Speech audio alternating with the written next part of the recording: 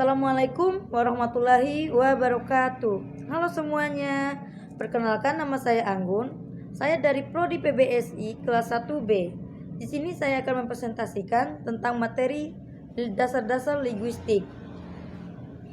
Tugas dari Bapak dosen Sugerman selaku dosen pengampu mata kuliah dasar-dasar linguistik. Baik, di sini saya akan menjelaskan tentang pengertian linguistik. Linguistik adalah ilmu yang mempelajari bahasa secara ilmiah. Bidang studi ini mengidentifikasikan sifat-sifat, struktur, bentuk, dan penggunaan bahasa manusia secara sistematis untuk memahami cara manusia berkomunikasi. Nah, istilah linguistik berasal dari kata Latin yaitu lingua yang berarti bahasa. Orang yang ahli dalam ilmu linguistik disebut linguistik. Nah, studi linguistik pun mencakup berbagai aspek bahasa yang secara umum dibagi menjadi dua kategori besar. Linguistik mikro yaitu mempelajari struktur internal bahasa, dan linguistik makro yang artinya mempelajari bahasa dalam konteks yang lebih luas. Nah, di sini saya akan membahas tentang linguistik mikro terlebih dahulu. Seperti yang sudah saya jelaskan tadi, linguistik mikro adalah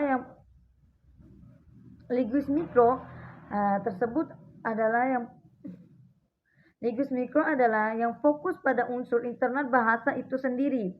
Nah, dalam linguistik mikro ini terdapat beberapa bagian yang mencakup pada linguistik mikro ini. Yang pertama adalah fonetik dan fonologi yang mempelajari bunyi bahasa. Nah, pengertian fonetik sendiri adalah mengkaji produksi fisik dan presesi bunyi ucapan. Sedangkan fonologi mengkaji pola bunyi dan sistem bunyi dalam bahasa tertentu. Nah, yang kedua morfologi. Morfologi mempelajari struktur internal kata dan proses pembentukannya. Ini mencakup analisa dan morfem atau suatu bentuk bahasa yang terkecil yang bermakna. Nah, yang ketiga sistematik yang mempelajari struktur kalimat termasuk aturan tentang bagaimana kata-kata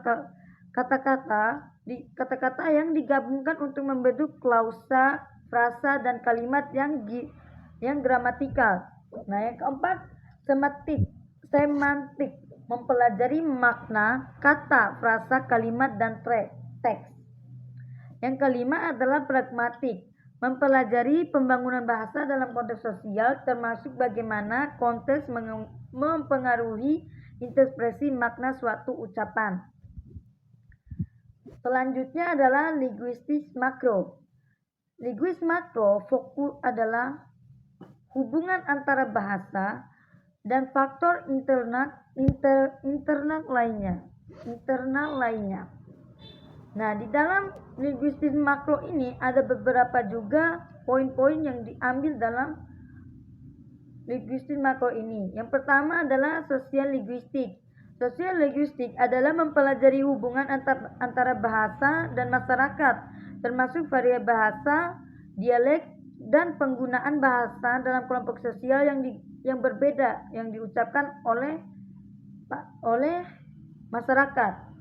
Dan yang kedua, psikologistik adalah mempelajari aspek psikologis dan neurologis dari bahasa seperti bagaimana bahasa diproses di otak dan bagaimana anak-anak memperoleh bahasa tersebut. Yang keempat, neurologistik, cabang yang lebih spesifik yang berfokus pada mekanisme otak yang mendasari pemahaman, produksi, atau akuisisi bahasa. Yang kelima adalah antropologistik, mempelajari variasi bahasa dalam hubungan dengan budaya dan perkembangan waktu. Yang terakhir adalah analisis wancana. Analisis wancana mempelajari bahasa dalam teks yang lebih luas atau percakapan yang berkelanjutan di luar batas kalimat tunggal. Baik, mungkin itu saja yang bisa saya jelaskan. Sekian dari saya. Wassalamualaikum.